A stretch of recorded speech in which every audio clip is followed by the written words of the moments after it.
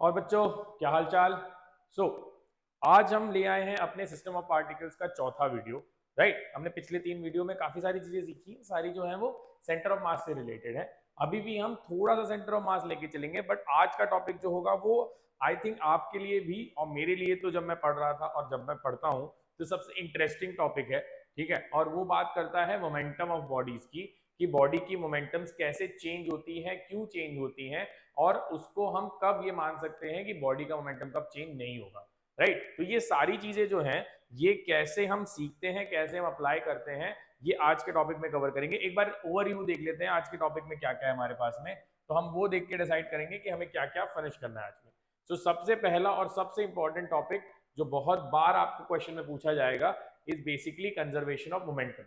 ठीक है, conservation of momentum का कहना है कि भाई मोमेंटम जो है वो कब कंजर्व रहेगा। राइट, जैसे हमारा कंजर्वेशन ऑफ एनर्जी होता है, कंजर्वेशन ऑफ एनर्जी हम बोलते हैं कि हमेशा अप्लीकेबल है, कोई प्रॉब्लम नहीं है। अगर फ्रिक्शन है तो थोड़ी बहुत एनर्जी हीट में चली जाएगी, लेकिन total energy of the universe remains constant. But when it comes to conservation of momentum ऐसा कोई लॉ नहीं है। तो हमें देखना है कि हम मोमेंटम कब कंजर्व कर सकते हैं, और यहीं से आज हमारा लेक्चर स्टार्ट होगा। और नेक्स्ट आ जाता है इसके बेस्ड एप्लीकेशन टॉपिक्स पे, which is problem in explosion. कोई बॉडी अगर जाते जाते फट जाती है या कोई बॉम्ब एक्सप्लोड हो जाता है तो हम उसको कैसे स्टडी करेंगे, उसके पार्टिकल्स को कैसे स्टडी करेंगे, collision, type of collision and coefficient of restitution जो है, ये सारी चीजें भी मोमेंटम पे बेस्ड है। तो जैसे मैंने बताया कि हम ये सारी चीजें कवर करेंगे।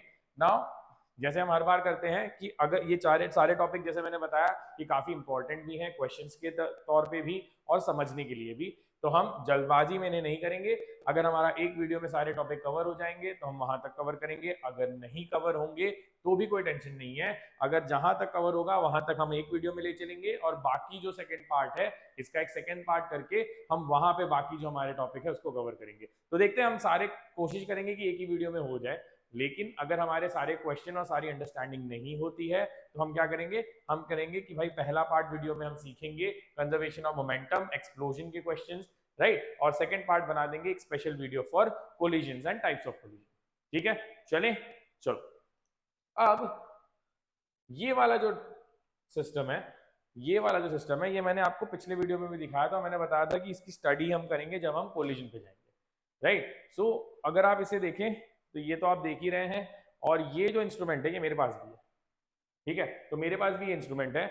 अगर आप नोटिस करें तो अगर मैं एक बॉल रिलीज करता हूं तो हमेशा जो लास्ट वाला बॉल है वो जंप करता है। Right, now what if I take 2 balls and release them. Right, so जब भी आप 2 balls रिलीज कर रहे हो तो 2 balls क्या कर रहे हैं, 2 balls को मूव कर रहे हैं। Right, and if you do the same thing and you take 3 balls and release them, तो ये हमेशा 3 balls को रिलीज कर रहा है, 3 balls को यहां वहां मूव कर रहा है। अब इसे कैसे पता कि भाई मुझे जब सिस्टम है तो मुझे 1 बॉल रिलीज करना है कि 2 की 3। राइट, तो ये हम आज सीखेंगे conservation of momentum and collisions में कि ये चीज कैसे पॉसिबल है। ठीक है, तो ये हम आज सीखेंगे कि हम कैसे पॉसिबल कर सकते हैं। एक और एग्जांपल जो मैंने आपको बिलियर्ड बॉल का दिया था कि भाई ये बॉल ट्रैवल कर रहा है, ट्रैवल करके जब ये आगे जाता है तो ये रुक जाता है और ये आगे ट्रैवल करता है। ठीक है, तो ये भी एक कोलिजन का एग्जांपल है। Now collisions are a good example of conservation of momentum, इसलिए हम उसको एज अ टॉपिक स्टडी करते हैं। लेकिन ये कंजर्वेशन ऑफ मोमेंटम एप्लीकेबल होगा। ठीक है, तो अगर हम चलते हैं कंजर्वेशन ऑफ मोमेंटम की तरफ, तो ये कहता है कि भाई in absence of an external force the net momentum of the system is conserve. अगर कोई एक्सटर्नल फोर्स नहीं लग रहा है then the momentum is conserve. अब इसको करने के 2 तरीके हैं। इसको करने का पहला तरीका ये है, इसको करने का पहला तरीका ये कहता है कि अगर समझो आपके पास में कोई भी एक्सटर्नल फोर्स होता है तो उसका फॉर्मूला होता है dp बाई dt। ये कहां से आया बच्चों, न्यूटन सेकेंड लॉ से। ठीक है, न्यूटन सेकेंड लॉ कहता है हमें कि भाई एक्सटर्नल फोर्स जो होता है वो होता है dp बाई dt। अब ये बोल रहा है कि एफ एक्सटर्नल अगर जीरो है, नेट एफ एक्सटर्नल अगर जीरो है, तो किसी भी चीज का डिफरेंशिएशन कब होता है, जब वो बॉडी कांस्टेंट हो या वो क्वांटिटी कांस्टेंट हो। तो P जो है वो आपके सिस्टम का कांस्टेंट रहेगा, तभी आपका एक्सटर्नल फोर्स जो है वो जीरो होगा। ठीक है, अच्छा दूसरा काम, अगर एक्सटर्नल फोर्स नहीं लग रहा है, अगर एक्सटर्नल फोर्स नहीं लग रहा है तो हमें ये पता है कि अगर बॉडी रेस्ट पे थी, एक तो ये तरीका हो गया, ठीक है। दूसरी बॉडी अगर हम देखते हैं तो हमें क्या मिलता है, हमें मिलता है कि हमारा जो वेलोसिटी ऑफ सेंटर ऑफ मास हमने देखा था पिछले वीडियो में, वो था m1v1 plus m2v2 and so on for all the particles upon m1 plus m2 and so on, right. अब ये m1 v1 क्या होता है बच्चों में पता ही है, ये तो मोमेंटम है। तो ये क्या है, p1 पहले का मोमेंटम, ये है दूसरी पार्टिकल का momentum, and so on divided by m1 plus m2 and, ठीक है। तो ये बोलता है कि अगर वेलोसिटी ऑफ सेंटर ऑफ मास, ठीक है, अगर वेलोसिटी ऑफ सेंटर ऑफ मास अगर वेरी नहीं कर रही, अगर वो कॉन्स्टेंटली अपनी जगह पे है, मूव नहीं कर रहा था, तो जब वो मूव करना भी चालू करेगा, राइट, तो अगर इनिशियल सेंटर ऑफ मास, तो हम क्या कर रहे हैं, फिर से डेल्टा वी निकाल रहे हैं। अगर इनिशियली सेंटर ऑफ मास नहीं मूव कर रहा था, तो अगर एक्सटर्नल फोर्स है तो भी वो नहीं मूव करेगा, राइट। तो अगर एक्सटर्नल फोर्स नहीं है तो there is no motion of the centre of mass, the body will remain at rest, तो change in centre of mass will be zero, और इसकी वजह से चेंज इन मोमेंटम जो आएगा सबका, that change in momentum has to be zero, ठीक है। तो चाहे आप सेंटर ऑफ मास की वेलोसिटी से प्रूव कर दो, चाहे आप एक्सेलरेशन से प्रूव कर दो सेंटर ऑफ मास के, चाहे आप न्यूटन सेकेंड लॉ से प्रूव कर दो, कहानी ये रह जाती है कि अगर एक्सटर्नल फोर्स नहीं है तो जैसे हमारा सेंटर ऑफ मास अपनी पोजीशन मेंटेन करता था, वैसे ही अपनी वेलोसिटी को भी मेंटेन कर सकता है, राइट। कोई कंफ्यूजन इस बात में? तो यही चीज हमें ले आती है कंजर्वेशन ऑफ मोमेंटम में। कंजर्वेशन ऑफ मोमेंटम क्या बोलता है, ये बोलता है भाई अगर कोई बॉडी, राइट, अगर बिफोर उसका मोमेंटम पी आई था p1, ठीक है, और फाइनल मोमेंटम pf हो गया, ठीक है, और अगर इसके ऊपर एक्सटर्नल फोर्स नहीं लगा है, अगर नहीं लगा है तो ये दोनों वैल्यूज इक्वल होनी चाहिए, इससे सिंपल मैं नहीं कर सकता। लेकिन मुझे पता है कि इतने से नहीं आएगा, हमें क्वेश्चन में अप्लाई करना पड़ेगा। हम देखते हैं कि हमारे पास में क्या कह रहा है, right. In absence of an external force the net momentum of the system remains conserved, right. उसका जो नेट मोमेंटम है, टोटल मोमेंटम है, वो उतना ही होता है जितना वो होना चाहिए, राइट। दूसरे स्टेटमेंट में अगर आपकी बॉडी पे कोई एक्सटर्नल फोर्स नहीं लग रहा है तो acceleration of the centre of mass is zero, that means the velocity remains constant, and if the velocity remains constant the momentum has to remain constant, ठीक है। अब इसको क्वेश्चन में कैसे अप्लाई करेंगे, चलो देखते हैं, ठीक है। एक एग्जांपल देख लेते हैं। A man of mass m is standing on platform of mass capital M, right, kept on a smooth ice. If the man starts moving on the platform with a speed v relative to the platform, with what velocity relative to the ice does the platform recoil? ठीक है। अभी थोड़ी देर के लिए हम इसको relative से नहीं करते हैं, हम इसको नॉर्मल स्पीड से करते हैं और फिर इसको रिलेटिव में ले जाएंगे ताकि आपको दोनों स्टेटमेंट्स समझ जाएं, ठीक है। इसी को हम दो वेरिएशन में करेंगे। पहले केस में हमने अज्यूम किया है कि ये हमारा प्लेटफॉर्म है, ठीक है, और ये हमारा आइस के ऊपर रखा हो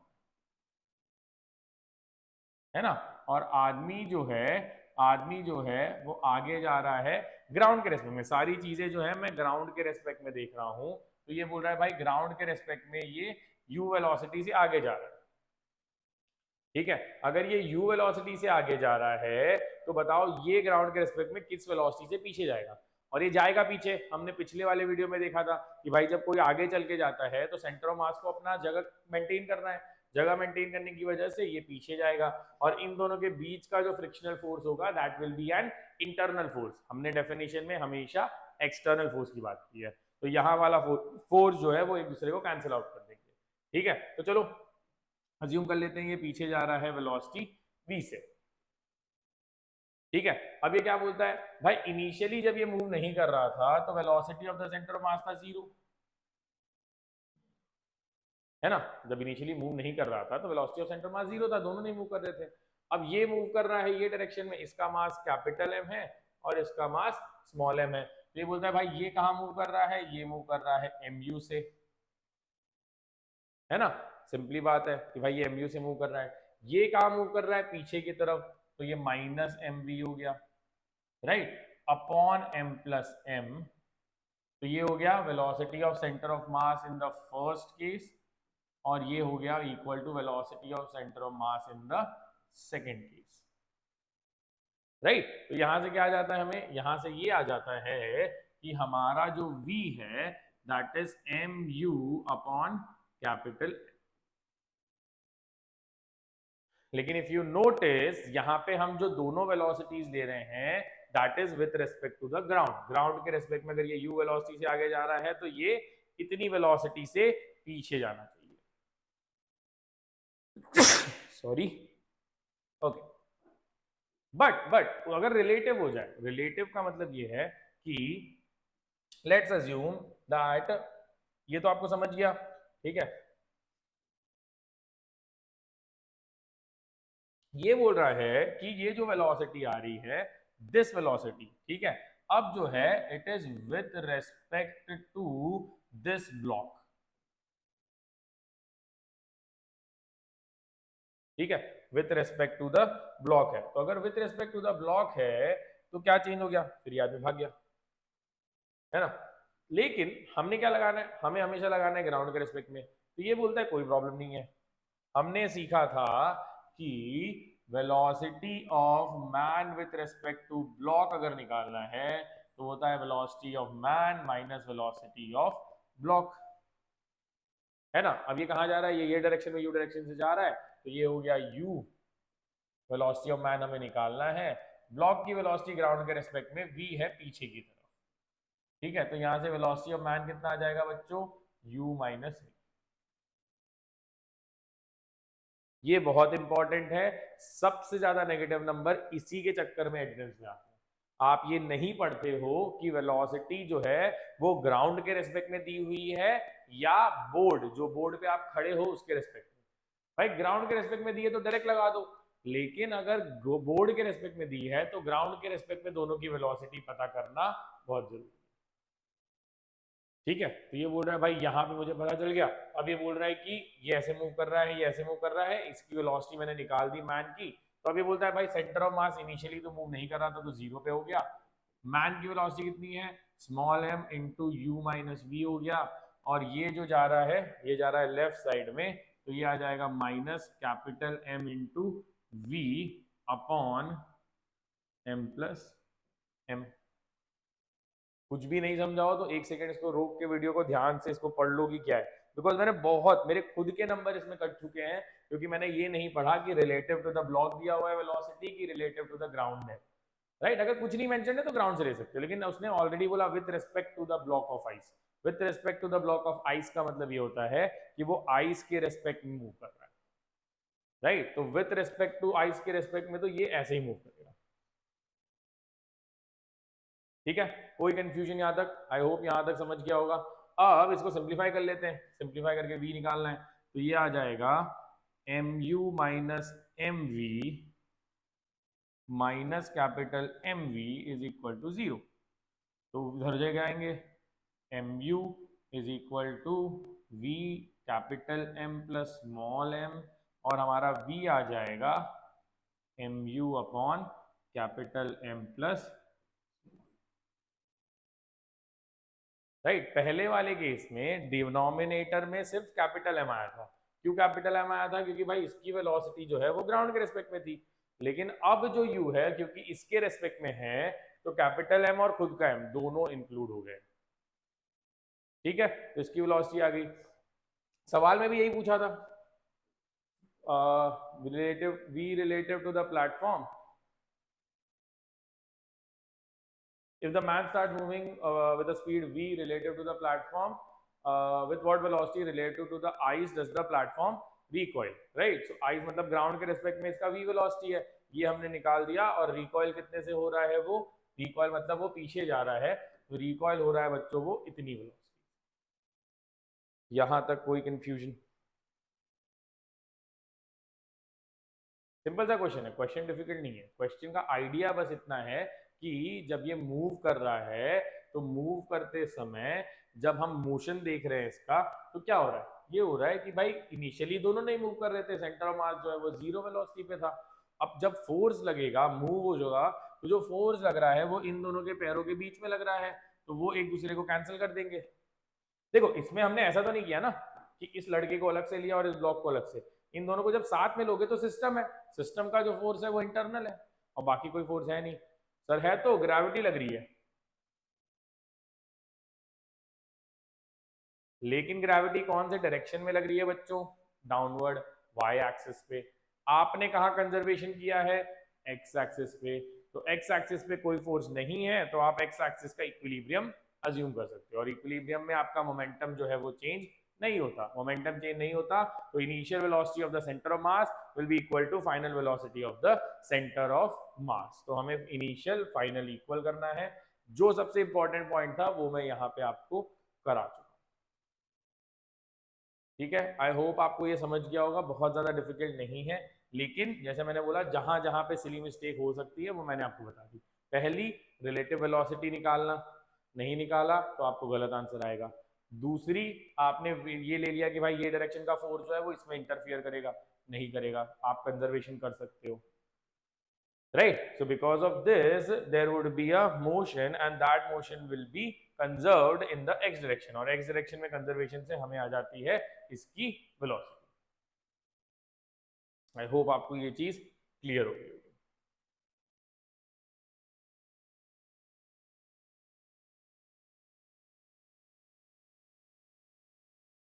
चलो,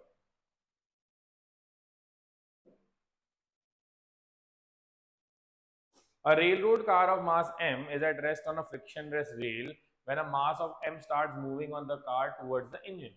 If the car recoils with a speed v backward on the rail, with what velocity is the man approaching the engine?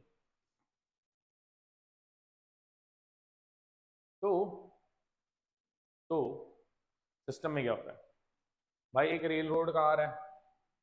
Rail road car मतलब बेसिकली जो ट्रेन के पीछे जो लगा रहता है ना, जिसपे सामान लाते हैं वो। ठीक है, अब यहाँ पे एक आदमी है, ये इसकी तरफ जाना चाहता है।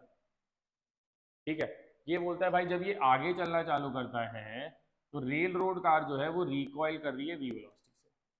तो मुझे बताओ कि ये जो है ये यहाँ पे किस स्पीड से अप्रोच कर रहा होगा।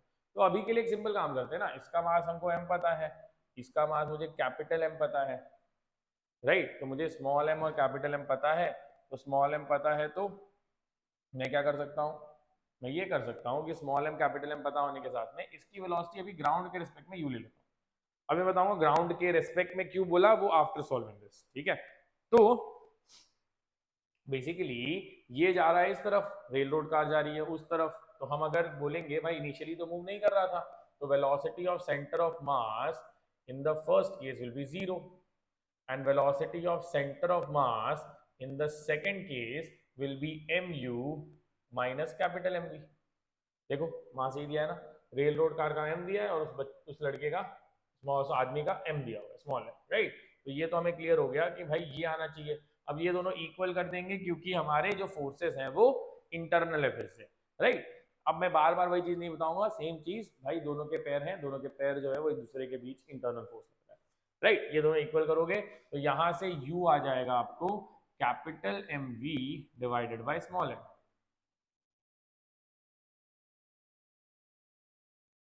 अब उसने जो पूछा है वो भी ध्यान दो, उसने पूछा क्या है, उसने पूछा है कि with what velocity is the man approaching the engine. हो क्या रहा है, हो ये रहा है कि भाई ये आगे जा रहा है तो ये पीछे भी तो आ रहा है, इंजन भी तो उसकी तरफ आ रहा है ना। तो velocity of man with respect to ground तुमको पता है, लेकिन तुम्हें velocity of man with respect to the trolley निकालना पड़ेगा क्योंकि ट्रॉली भी पीछे आ रही है। तो that is velocity of man minus velocity of trolley. Man की वेलोसिटी कितनी आई हमें, capital M v upon small m, minus और वेलोसिटी ऑफ ट्रॉली कितनी है, स्मॉल वी का नेगेटिव। ठीक है, तो कितना आ जाएगा ये, v common bracket m by small m plus 1। इस वेलोसिटी से वो आगे, मतलब वो जो ट्रेन है वो उसकी तरफ आ रही होगी, बिकॉज देखो अगर ये नहीं समझा है तो फिर से रिलेटिव वेलोसिटी वाला लेक्चर है, उसको आप फिर से अटेंड करो, उसको फिर से देखो। रिलेटिव वेलोसिटी क्यों निकाली? देखो अगर ये रेल रोड नहीं हिल रहा होता तो इसको यहाँ से यहाँ जाने को यू वेलोसिटी से कितना भी टाइम लगता, लेकिन क्योंकि ये यू से आगे जा रहा है और ये जो ट्रॉली है पीछे आ रही है, तो दोनों जल्दी मिलेंगे ना, दोनों की वेलोसिटी एड अप हो जाएगी। तो मैंने इनडायरेक्टली u प्लस वी ही किया है, u प्लस वी किया है, लेकिन मैं u प्लस वी में बिलीव नहीं करता हूं। मैं हमेशा जो रिलेटिव वेलोसिटी का वेक्टर फॉर्म है उसमें बिलीव करता हूं। वेक्टर फॉर्म क्या बोलता है भाई? Velocity of man with respect to trolley निकाल लो, उस स्पीड से वो आ रहा होगा। मैन की वेलोसिटी लिख दी, ट्रॉली की लिख दी वेक्टर फॉर्म में, और मुझे ये ऐड करके कितनी वैल्यू आ गई। First part depending on the centre of mass solve किया है, सेकेंड पार्ट जो है वो रिलेटिव वेलोसिटी के रिस्पेक्ट में सॉल्व किया।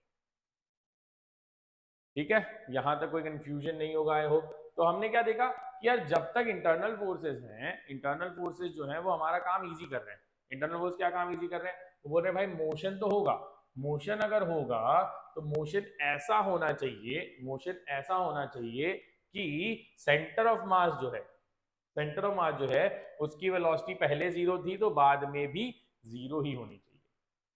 ठीक है, अच्छा दूसरी बात, भाई अकेले की वेलोसिटी जीरो नहीं है, चल तो ये भी रहा है, चल ये भी रहा है, सेंटर ऑफ मास की वेलोसिटी जीरो है, राइट? तो दोनों के सिस्टम का वेलोसिटी जो निकाला मैंने वो जीरो किया। ठीक है, ये सारे स्टेटमेंट्स अलग अलग हैं, इनको ध्यान से पढ़ना जब आपको असर्शन, रीजन या ट्रू एंड फॉल्स स्टेटमेंट आएगा। स्टेटमेंट क्या दिया मैंने कि सेंटर ऑफ मास की वेलोसिटी जो है वो इनिशियली जीरो थी, तो जब सब कुछ मूव करेगा अगर एक्सटर्नल फोर्स नहीं है तो हमारा सेंटर ऑफ मास जो है उसकी वेलोसिटी हो जाएगी जीरो। सिंपल, इसको इक्वल कर दो, सॉल्व कर दो। अगर रिलेटिव वेलोसिटी दी है तो रिलेटिव वेलोसिटी से इसकी वेलोसिटी निकालना जरूरी है, अगर रिलेटिव वेलोसिटी नहीं दी है तो आप डायरेक्टली यू निकाल के सॉल्व कर दो। सेकंड पार्ट रिलेटिव वेलोसिटी पूछा था, रिलेटिव वेलोसिटी निकाल। क्लियर? चलो नेक्स्ट पार्ट पे चलते हैं। तो हमने दो क्वेश्चंस किए, दोनों क्वेश्चन में हमने देखा कि सेंटर ऑफ मास की वेलोसिटी को बैलेंस आउट करके हमारा क्वेश्चन का आंसर इजीली आ जाता है, राइट? अब इसी चीज को अगर आप देखोगे तो there is a problem involving explosions. ठीक है, देखो जैसे ये पार्टिकल देखो, इनिशियली जब ये पार्टिकल आप देखोगे तो इनिशियली ये 5-3 साथ में था। ठीक है, ये एक्सप्लोजन हुआ है और 5 kg और 3 kg का पार्टिकल जो है वो आगे पीछे ट्रैवल कर। ठीक है, होना क्या चाहिए? हमारा इनिशियल मोमेंटम और फाइनल मोमेंटम बैलेंस होना चाहिए। यहाँ पे हम सेंटर ऑफ मास नहीं ढूंढ रहे हैं, यहाँ पे हम ये देख रहे हैं कि भाई दोनों का मोमेंटम जो है वो कंजर्व रहता है। देखो यहाँ पे 5 इंटू 15 इज 75, 25 इंटू 3 75, तो 75 इस डायरेक्शन में मोमेंटम है, 75 इस डायरेक्शन में है, मोमेंटम वेक्टर है, टोटल मोमेंटम जीरो हो गया। तो कोलिजन के पहले या एक्सप्लोजन के पहले भी जीरो था, है ना? अब सर बोलोगे सर ये फटेगा तो फोर्स नहीं लगेगा?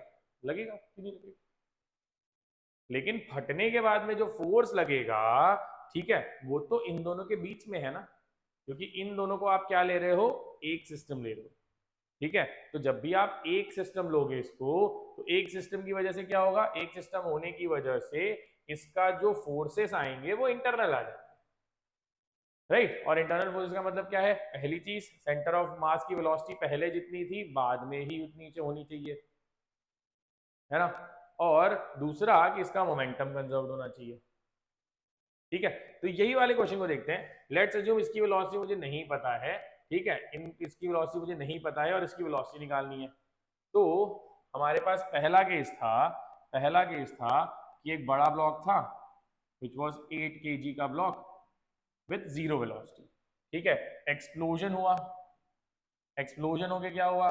एक ब्लॉक जो है वो 5 kg का निकला और वो जाने लगा ये डायरेक्शन में, हाँ 15 मीटर पर सेकेंड से। अब दूसरा ब्लॉक जो है वो ये डायरेक्शन में जा रहा है v वेलोसिटी से, ये v निकालना है और ये बच गया है 3। ठीक है, अब इसको करने के दो तरीके। वेलोसिटी ऑफ सेंटर ऑफ मास यहाँ जीरो है,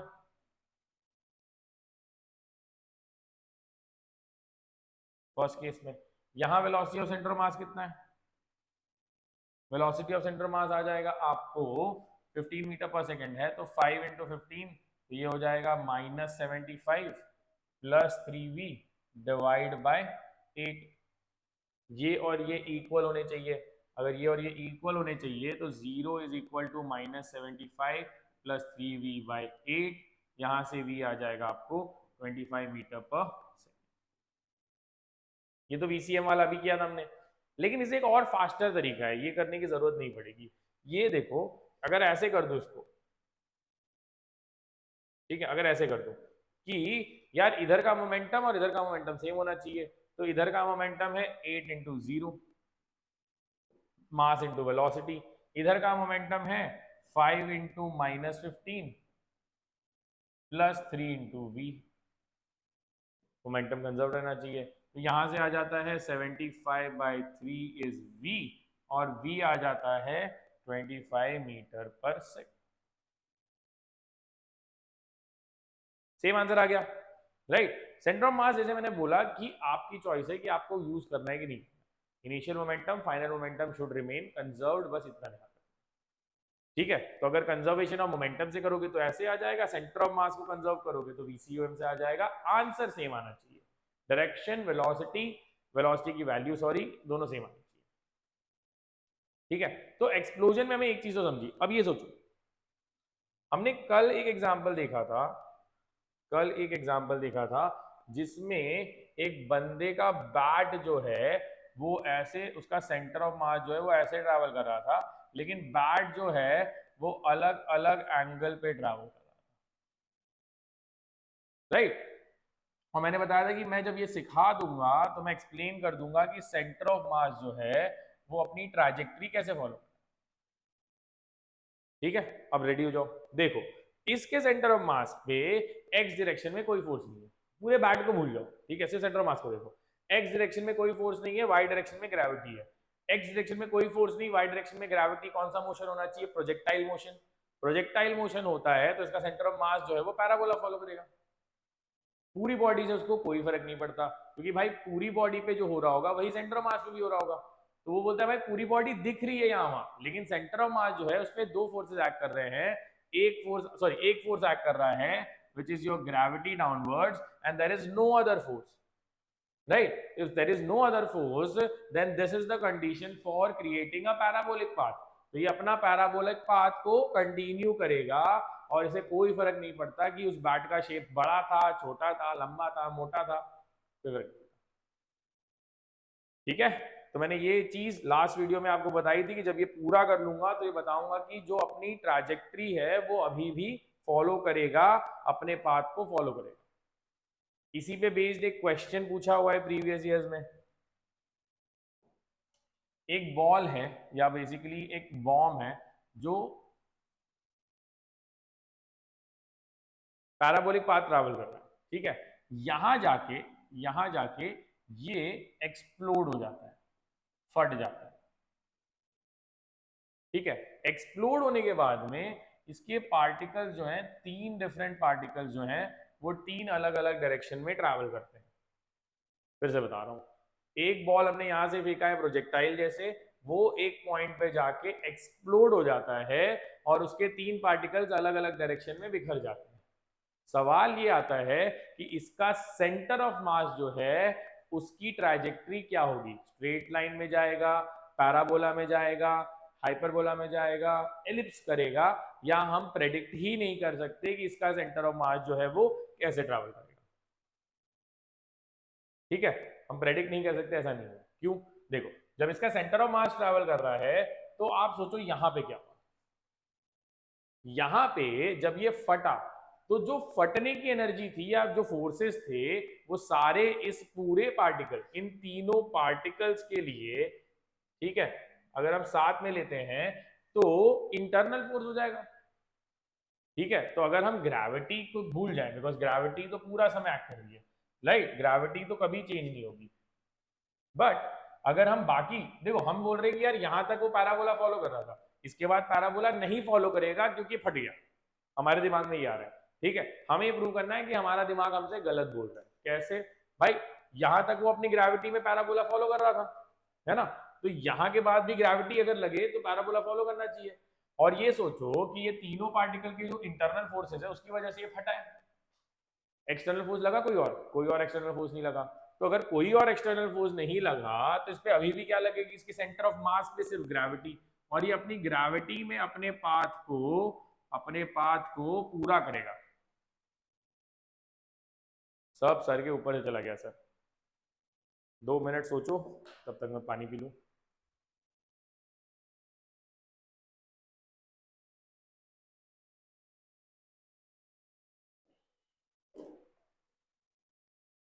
नहीं समझा? देखो, बेसिकली जब ये ट्रैवल कर रहा है तो यहाँ फटने वाला है। अगर ये नहीं फटता तो अपना पैराबोला फॉलो करता, डन। मतलब इसका सेंटर ऑफ मास भी पैराबोला फॉलो करता, डन।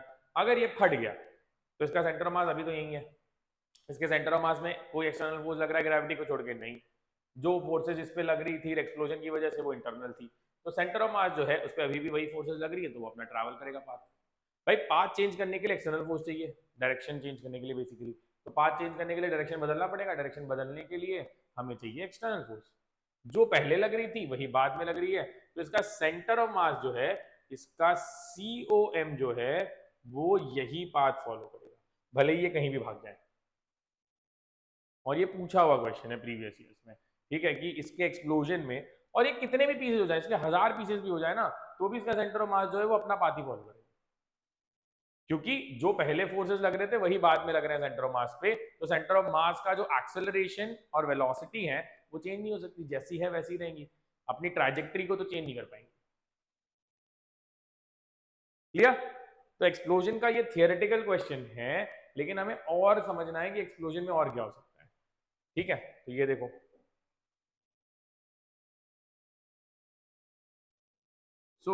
हमारे पास एक बॉडी थी, ठीक है, जिसके 3 पार्ट्स हैं, एक एम, एक ये एम, एक ये, ठीक है। ये फटा तो ये भागा नीचे with a velocity of 6 metre per second, ये भागा लेफ्ट में with a velocity of 8 metre per second. सवाल ये आ जाता है, 3 वाले मत करो, पहले 2 वाले करो, बस 3 वाले करोगे तो फिर डायरेक्ट कंफ्यूजन में आ जाओगे। या तो बेसिकली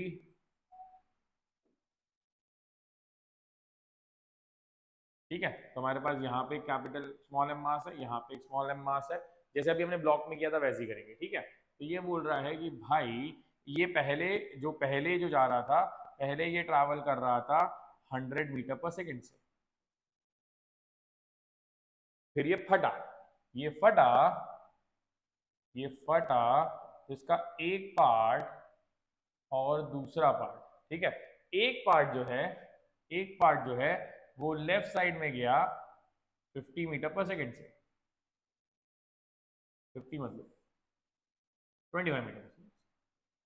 तो ये बताओ कि ये वाला पार्ट जो है मास m का कितनी वेलोसिटी से ट्रैवल करेगा। ये दोनों अपोजिट जाएंगे, ये तो तुम्हें अभी तक समझ गया, क्योंकि फटेगा तो ये अपोजिट ही जाना है ना। तो कैसे करोगे, इसका टोटल मास कितना है बच्चों, 2m, देख लो भाई 2m है, तो 2m इंटू 100 हो गया इनिशियल मोमेंटम। फाइनल मोमेंटम कितना होगा, फाइनल मोमेंटम होगा 25m,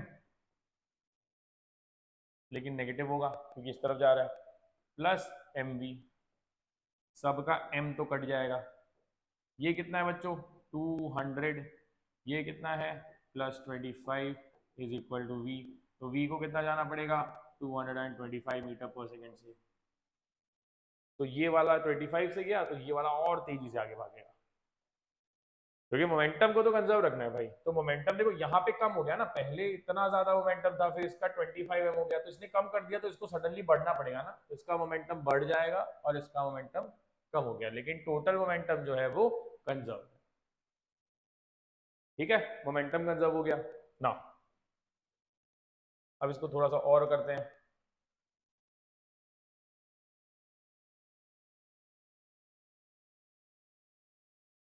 दो पार्ट्स हैं, ठीक है। फिर से ये चल रहा था, अब समझो सिंपल कर लेते हैं 10 मीटर, छोटी वेलोसिटी से। अब जब ये फटा तो ये वाला जो पार्टिकल है ना, ये ऊपर भाग गया 10 मीटर पर सेकेंड। अब हमें पता करना है कि ये वाला जो है ये कौन से डायरेक्शन में जाएगा। भाई देखो ये डायरेक्शन में तो नहीं जा सकता, क्योंकि अगर ये ऐसे भागा और ये अगर ये इसको नीचे भगा दोगे तो ये डायरेक्शन का मोमेंटम जो है, अरे सर डायरेक्शन की क्यों बात कर रहे हो भाई, ये तो मोमेंटम जो है ये वेक्टर क्वांटिटी है ना। तो वेक्टर क्वांटिटी अगर आप देखते हो तो वेक्टर क्वांटिटी में तो ध्यान देना पड़ेगा कि कौन से डायरेक्शन में भी गया। अब ये ऊपर गया और ये नीचे चला गया तो ये दोनों के मोमेंटम ऊपर नीचे कंजर्व करेंगे, लेफ्ट राइट पे कौन कंजर्व करेगा। ठीक है, ये बोलते हैं यार कोई प्रॉब्लम नहीं है, एक काम करते हैं इसकी ले लेते हैं v वेलोसिटी, ठीक है, एट एन एंगल थीटा। ये ऐसे जा रहा है। ठीक है, अब देखो अब कैसे करना है।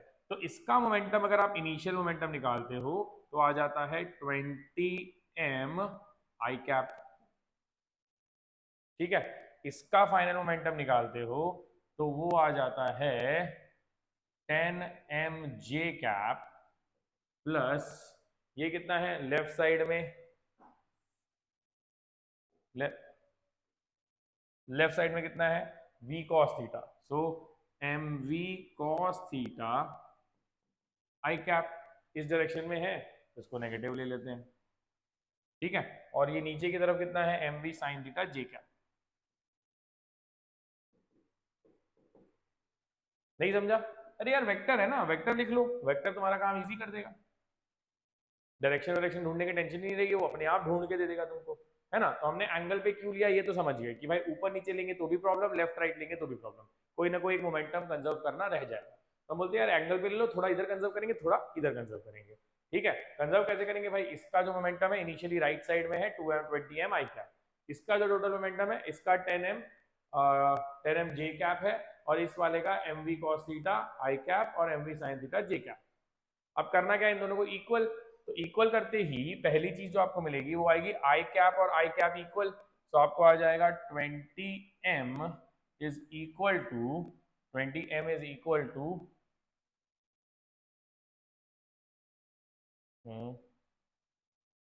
आ गया 20m is equal to minus mv cos theta, देखो नेगेटिव है वो, है ना। तो यहां से कट गया और हमें आ गया v is equal to -20/cos theta, पहला इक्वेशन। दूसरा इक्वेशन कैसे आएगा भाई, जे डायरेक्शन में तो मोमेंटम नहीं था तो इसका जे 0 हो जाना चाहिए, तो 10m minus mv sin theta should be equal to 0। यहां से कितना आ जा रहा है कट जा रहा है और v sin थीटा आ जा रहा है आपको इक्वल टू 10, और v cos थीटा कितना आया था -20, है ना। अब सर यहां से क्या करेंगे, कुछ नहीं स्क्वायर और ऐड कर दो, जब भी v sin theta v cos theta a sin theta a cos theta दिखता है तब all you need to do is just square and add. Square and add करेंगे तो कितना आ जाएगा बच्चों, स्क्वायर एंड ऐड करके आ जाएगा v square bracket sin square theta plus cos square theta is equal to -10 square 100 plus 20 square 400, तो velocity का स्क्वायर आ गया 500, क्योंकि sine square theta cos square theta add होकर 1 होता है। v आ गया आपको 500 का रूट, एंड 500 का root is basically 10√5 metre per second. और एंगल ढूंढना है तो इन दोनों को डिवाइड कर दो, डिवाइड कर दोगे तो tan थीटा आ जाएगा आपको हाफ, माइनस हाफ आएगा क्योंकि थर्ड क्वाड्रेंट में है। ठीक है, तो इसका जो x वाला कंपोनेंट है वो नेगेटिव है, y वाला कंपोनेंट जो है वो पॉजिटिव। ठीक है, तो इन दोनों को सॉल्व करके आपको वैल्यू, कोई कंफ्यूजन, तो डायरेक्शन भी मिल गया, वैल्यू भी मिल गई, और हमें पता चल गया कि ये कहां पे जाएगा आफ्टर द राइट। तो ये कोई कंपल्शन नहीं है कि ये फटेगा तो ऐसे ही जाएगा, फटेगा तो कहीं भी जा सकता है, राइट। और कहीं भी जा सकता है इसलिए आपको कहीं भी जाने का सोल्यूशन पता होना चाहिए। ठीक है, अब इसी से बेस्ड एक सवाल लेके आया हूं मैं विच talks about the explosion problem, right. Explosion problem ये कह रहा है कि भाई a ball of mass m moving with velocity, देखो इसको पहले बोर्ड पे ले चलते हैं नहीं तो बार बार वापस आना पड़ेगा, बोर्ड पे चल के इसको सॉल्व करते हैं अच्छे से। ठीक है, आप भी खुद से अटेम्प्ट कर सकते हैं वीडियो को पॉज करके, और मैं भी आपके साथ सॉल्व कर रहा हूं, और फिर आप आंसर को मैच करके चेक कर सकते हैं कि आपको कोई दिक्कत तो नहीं है। अगर आ रही है तो मेरे सोल्यूशन को देख लो, और तो भी आ रही है तो फिर आप मेरे को कमेंट बॉक्स में बता सकते हो कि सर ये दिक्कत है, इसको मेरी हेल्प कर दीजिए। ठीक है, हेल्प मांगने में कोई प्रॉब्लम नहीं। चलो क्या कह रहा है, a ball of mass m moving with velocity v along the x axis strikes another ball of mass 2m kept at rest। तो देखो ये एक्सिस है, एक बॉल यहां से आ रहा था v वेलोसिटी से m मास का, और यहाँ पे 2m मास जो है वो वेलोसिटी थी 0 से। ये इनिशियल केस है। फाइनल केस में क्या हुआ, फाइनल केस में कोलिजन हुआ, कोलिजन हुआ, ball the first ball comes to rest after collision. तो पहला बॉल जो है वो यहीं रुक गया, ये मास है। ठीक है, और breaks into two equal pieces, one piece starts moving along y axis with speed v1। तो एक पीस जो m का है वो ये डायरेक्शन में जा रहा है v1 से। उसका सवाल ये, what will be the velocity of the other piece. अब ये ऐसा ही कोई क्वेश्चन है ना कि ये ऐसे आ रहा है और ये ऐसे भाग गया, तो हम बोलेंगे ठीक है भाई ये ऐसे भाग गया, तो जो अगला पार्टिकल है वो एंगल थीटा पे जाएगा, एंगल थीटा पे जाएगा, और इसका मास भी m होगा, वेलोसिटी हम इसका v लेंगे। v नहीं लेंगे, v लेंगे v यहाँ पे दिया हुआ है, v नहीं लेंगे। तो let the velocity of this be v2। तो v2 की वैल्यू हमें बतानी है और थीटा बताना है। एंगल पे क्यों लिया, फिर से वही कहानी है कि भाई जब ये ऐसे आ रहा था और ये ऐसे भाग गया, तो अगर आप इस डायरेक्शन में करोगे तो ये वाले का मोमेंटम कंजर्व नहीं होगा, इस डायरेक्शन में करोगे तो ये वाले का मोमेंटम। तो भाई दोनों डायरेक्शन के मोमेंटम को कंजर्व करने का तरीका क्या है, आप एंगल पे चले जाओ, उसका एक कंपोनेंट राइट वाले मतलब एक्स एक्सिस को बैलेंस करेगा और एक कंपोनेंट जो है वो वाई एक्सिस को बैलेंस करेगा। ठीक है, और गलती से अपना आंसर गलत भी आ गया तो थीटा 0 आ जाएगा, क्या टेंशन है, थीटा 0 आ गया मतलब सीधा सीधा जा रहा है ना। अज्यूम हमेशा हम एंगल पे करेंगे। ठीक है, चलो अज्यूम किया एंगल पे, अब इनिशियल मोमेंटम लिखते हैं। तो इनिशियल मोमेंटम इस केस में आ रहा है हमें इक्वल टू mv और उसका 0, लेकिन ये कितना है आई कैप में। फाइनल मोमेंटम कितना आ रहा है, फाइनल मोमेंटम आ रहा है उस वाले का mv1j क्या, और इस वाले का आ रहा है राइट में जा रहा है तो plus mv2 cos theta i cap minus mv2 sin theta j cap, है ना, नीचे की तरफ j और ये। अब फिर से वही कहानी भाई, आई कैप बैलेंस होना चाहिए, आई कैप बैलेंस होना चाहिए, तो mv is equal to mv1। ये कहां से किया, आई कैप को बैलेंस करके, आई कैप में से कट गया तो वेलोसिटी की वैल्यू तो v1 आ गई, ये दोनों इक्वल। दूसरा क्या होना चाहिए, ये दोनों इक्वल होने चाहिए। ये बोलता है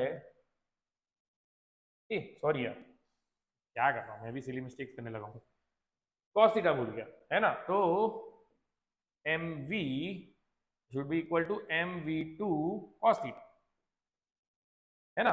तो ये किधर से आ जाएगा, कैंसिल, तो v आ जाएगा v2 cos थीटा। ये इक्वेशन 1 हो गया। सेकेंड इक्वेशन कैसे करेंगे, सेकेंड इक्वेशन ऐसे करेंगे, ये बोलता है भाई अगर आपके इनिशियल मोमेंटम, इनिशियल में कोई मोमेंटम नहीं था जे में, तो फाइनल भी नहीं होना चाहिए। So mv1 should be equal to mv2 sin theta. J वाले दोनों कंपोनेंट यहीं से, मतलब ये वाला और ये वाला प्लस करके 0 कर दिया। ठीक है, तो यहां से क्या आ गया हमारे पास में कैंसिल, और v1 आ गया v2 sin थीटा। राइट, अब इन दोनों को डिवाइड कर दो, डिवाइड कर दोगे तो क्या आएगा, tan theta is equal to v1 by v। Angle तो यहां से मिल गया कि कौन से एंगल पे जाएगा। दूसरा स्क्वायर एंड ऐड कर दो, स्क्वायर एंड ऐड करोगे तो v2 आ जाएगा root of v1 square plus,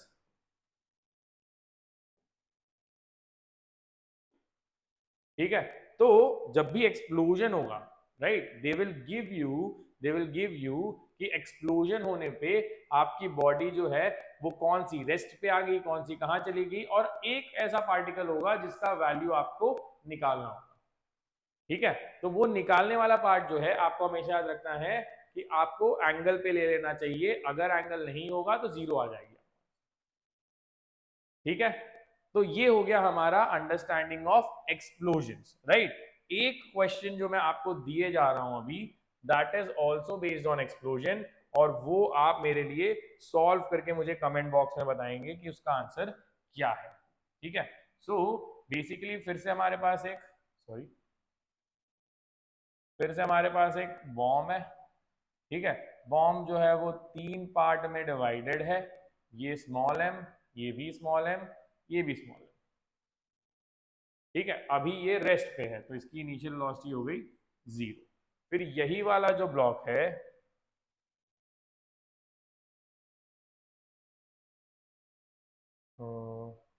यही वाला जो ब्लॉक है उसमें एक्सप्लोजन होता है, राइट, एक्सप्लोजन होता है। एक्सप्लोजन होने पे क्या हुआ, तो एक्सप्लोजन होने पे ये वाला जो पार्टिकल है ये नीचे भाग गया 6 मीटर पर सेकेंड से, और ये जो है ये राइट में भाग गया 8 मीटर पर सेकेंड से। आपको बताना है कि इसकी वेलोसिटी और एंगल थीटा कितना हो। ठीक है, you can note this down. Initial velocity 0 है, 3 पार्ट्स हैं, यहाँ पे हमारे पास में भी 3 पार्ट्स हैं, एक लेफ्ट ब्रेक होके चला गया, एक नीचे चला गया। हमें इसकी डायरेक्शन और वेलोसिटी बतानी है कि कितनी होगी। ठीक है, आप इसे ट्राई करो, ट्राई करके अगर ये क्वेश्चन नहीं आएगा तो मैं आपको बताऊंगा, लेकिन आपको मुझे कमेंट बॉक्स में ये बताना पड़ेगा कि आपको आंसर क्या है। राइट, गलत आंसर बताओगे तब तो पता चलेगा क्या मिस्टेक कर रहे हो, है ना, और उसके बाद आप चेक भी कर पाओगे कि आंसर क्या है। तो जैसे मैंने प्रॉमिस किया था कि ये वीडियो ऑलरेडी अराउंड 50 मिनट्स हो चुके हैं, तो I am not gonna extend collision here. तो हमारा जो सेकेंड सेक्शन है, ठीक है, सेकेंड सेक्शन है which talks about collisions, will be in our second video, और इसी वीडियो के कंटिन्यूएशन में वो आएगा जहां पे हम कोलिजन्स के बारे में सीखेंगे, टाइप्स ऑफ कोलिजन के बारे में सीखेंगे, और एक मैं बहुत ही मेरा फेवरेट क्वेश्चन है एचसी वर्मा का, वो मैं लेके आऊंगा आपके लिए, और हम साथ में मिलकर उसे सॉल्व करेंगे, और आप देखेंगे कि कितने ब्यूटीफुल प्रॉब्लम्स बन सकते हैं compare to collision and conservation of momentum. तो ये सारी चीजें हमने अगले वीडियो में लेके आएंगे। तब तक आप understanding how centre of mass works, how the motion of centre of mass works, how angular moment, how linear momentum conservation works, ये सारी चीजें हम कर चुके हैं।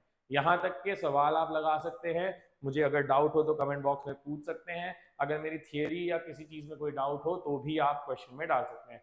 आपके लिए एक चैलेंज क्वेश्चन में दिए जा रहा हूं, आप प्रैक्टिस करके चेक कर लीजिए कि आपको मोमेंटम कंजर्वेशन समझा है कि नहीं। अगर नहीं समझा है तो अगले वीडियो में आइए और मोमेंटम कंजर्वेशन को और अच्छे से सीखिए। तब तक थैंक यू।